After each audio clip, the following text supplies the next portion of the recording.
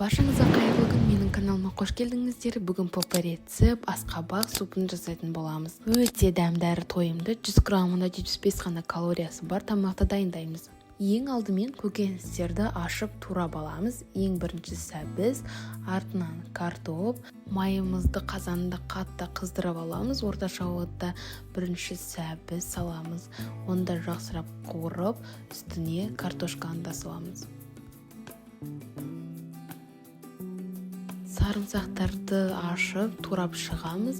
Негізі жұқа етіп, жіңішке етіп турағандарыңыз жақсы. Біз оны езгенде үлкен-үлкен болып қалмайды. Асқабағымызды ашамыз.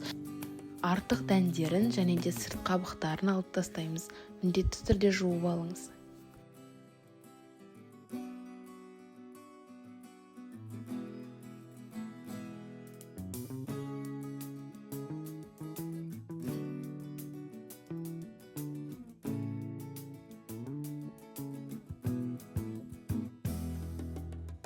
Мінекей осылай қайнай бастағанда, жақсылап қайнағанда үстіне тұз және де бұрыш саламыз.